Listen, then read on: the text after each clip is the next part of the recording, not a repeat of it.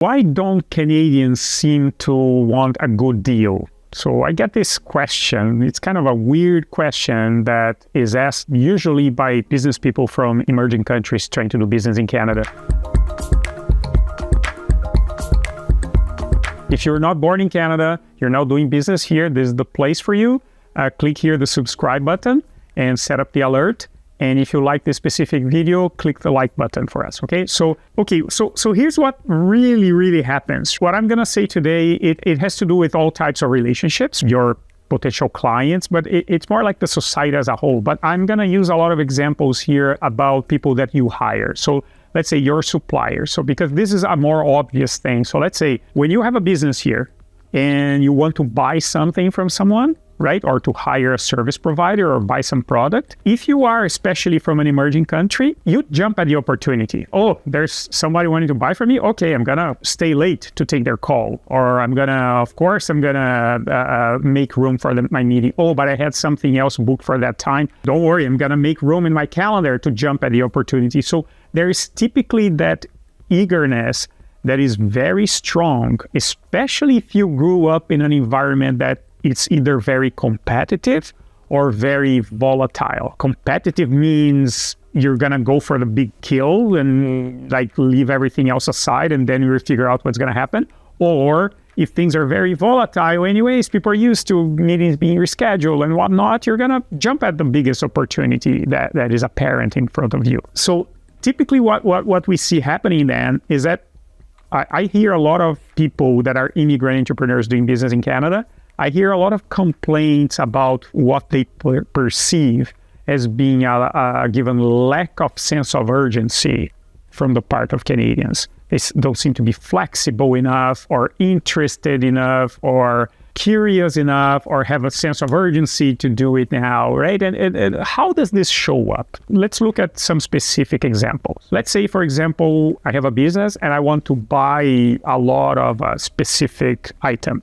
Right? And then I contact a supplier and say, hey, can you sell me this? And the guy's like, well, nope. What do you want? Is like, say, oh, yeah, I want to buy this crazy amount, right? Typically, in an emerging country, people are going to say, what? You want to buy this crazy amount? Of course, let's go and let's make room for this conversation. Canadians are going to be very skeptical. Well, really, do you want to buy this crazy amount? And especially when this request comes in the middle of a busy day where you already had previous commitments that you made. Canadians are very reluctant to reschedule those commitments or open room or cancel a meeting so they can take this allegedly larger potential new client to come and talk to them, right? This shows up in relatively low availability for meetings, right? People are like, well, these guys are not available. I'm not interested in selling. I'm just telling them I want to hire their service. I'm curious to learn more. Like, come on, are they lazy? Are they not interested? So what's happening? And worse, when you have a conversation about, okay, I want to buy, but I want to buy now, and I want it implemented immediately, I want it shipped as soon as possible, very often you get a pushback from Canadians saying, okay, but for that amount, I cannot deliver to you before X.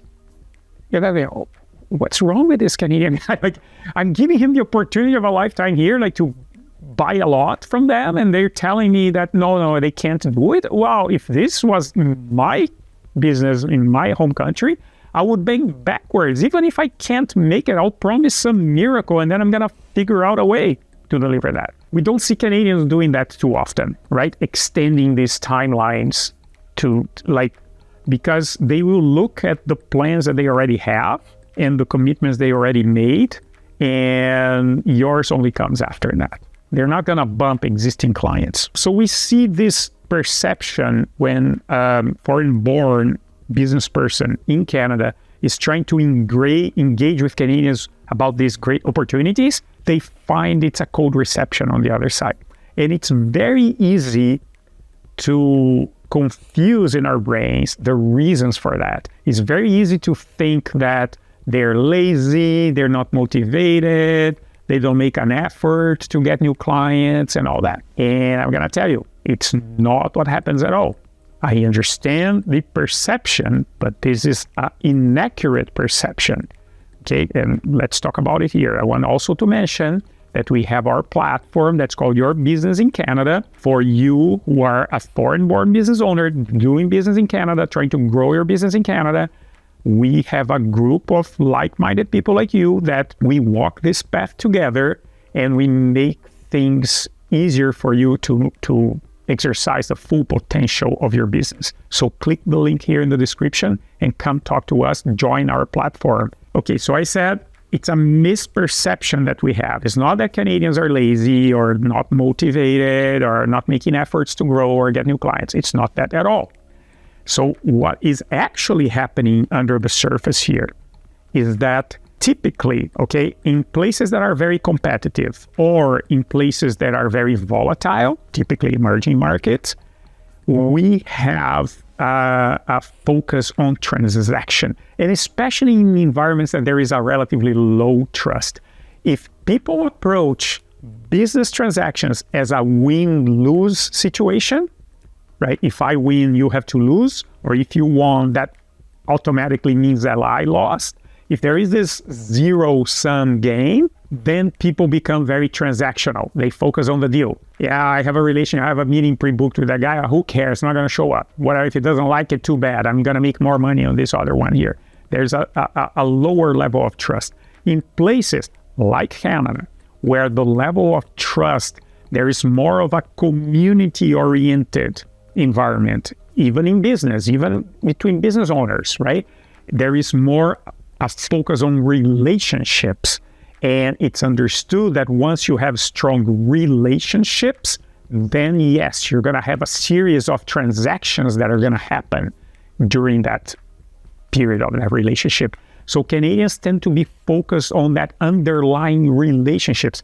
And to be honest, I live in Canada for 26 years. I don't know why Canadians developed this way of thinking. I don't know if it has to do with the weather, because sometimes you shovel your neighbor's driveway and sometimes they shovel yours. If you're traveling, there's a big snowfall, your neighbor cleans your sidewalk. When you come back, it's all clean. And then when they are away and there's a big snowfall, you go and you clean their driveway, their sidewalk, right? So there's this community thing where kind of one looks after the other. Maybe that's why Canadians have such a strong preference for public universal healthcare, for example, where everybody pays, and those unlucky ones that end up having more health problems get everything paid for. It's like there's that neighborly idea where if everybody takes care of everybody, it ends up being good for the group as a whole.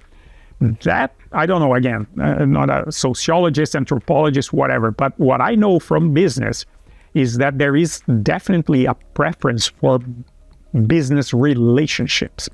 Any relationship, anybody who is in a marriage relationship knows that. Sometimes you gain, sometimes you lose. Sometimes you're right, sometimes you're wrong, right?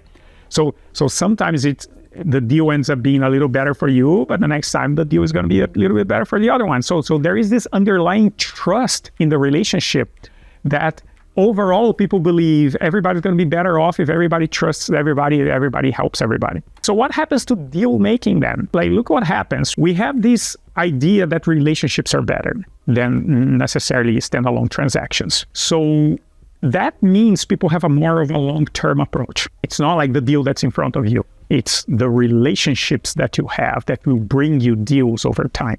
There's more stability in these relationships. It's harder for you to acquire a new client, yes, but it's also harder for you to lose a client because they're loyal in their relationships. There is a very strong concept about the customer lifetime value, how much money you're not going to make just on this one specific deal, but over the lifetime of your relationship with this customer. Same goes for a supplier. Sometimes people will agree to pay a little more expensive from a specific supplier if you know that supplier is going to be there for you with an urgent request in an amount that wouldn't be easy to get. But you can say, yeah, but I'll take care of you, right? Because so you see how one side ends up benefiting the other. There is this relationship mutually benefiting, right? Where it's always in flow. Sometimes one side may get what's perceived as the best part of the deal, but then sometimes the other one may perceive as having the best part of the deal. So there's a very low belief in Canada in terms of these elephant hunting, like the giant silver bullet client. I'm going to go and do everything for this one because then everything's going to be fine. Like, people are more incremental, are more organic, businesses tend to grow in a pace that is manageable. That's not going to break your workforce or break your supply chain and all that kind of stuff. And people are very wary of costly relationships. Say, well, sure, if I commit to deliver this incredible amount of product that this guy is asking me now, or they want to hire my services, but I have to get my team from the other current assignments and redeploy here, I'm going to make a lot of money on this one. But what is it going to cause to me in the long term? And plus, how demanding they are in terms of shifting all the time what they want and this and that. So when the relationship starts to seem to be too costly, Canadians start to say, well, maybe it's not worth it. Let's look for something else that has more of a stability in the relationship. If it's very transactional, then maybe it's not for me. Maybe I have to do it now because I have to pay the bills, but let me start to think about the cost of this relationship and let me diversify these relationships a little bit. So because of all that and this understanding, this focus on the long term and the relationship, the stability, there is less anxiety to close. Oh yeah, I have only the deadline till Friday. I have to close this. Well, you know what? If I have to put the proposal in front of you by Friday, I'll pass because I already have previous commitment that I decided I want to deliver, right? So I'm not going to stop everything my company is doing just to deliver to you that proposal on Friday. And people are shocked, right? What do you mean? It's a great opportunity. Yeah, I understand that, but it also has cost. So people don't like to get interrupted in what they're doing, right? They usually will not do that. They are usually going to be very reluctant to make room in detriment of prior commitments. Like if they already have prior commitments with people, I mean, there's an exception in everything, right? You always understand what I'm saying here. There's exceptions. I'm saying in general, that's typically what happens. And there's low anxiety to close. So high pressure tactics rarely will work with Canadians because they're going to say, oh, yeah, no, yeah, I understand, yeah, but no thanks. Because they're in a long game. They are looking at relationships versus transactions. They are interested. So it's not lack of interest, it's not being lazy. They are interested, but they're not anxious about this opportunity. Canadians seem to like to build credibility over time in a reliable way. So if you want to be successful with your business, if you're an immigrant entrepreneur doing business in Canada, it's important to understand these nuances because then sometimes like, well, I don't understand. I offer so many good deals and nobody buys from us and nobody closes. Or I'm offering this client, the supplier, this great opportunity to deal with me and they just seem to be lazy, not wanting to be flexible enough and not wanting to come to the table quickly enough. So what's happening? These people are like, so it's just the difference between the short-term focus and the long-term focus. This is a country where most people have a very long-term focus, okay?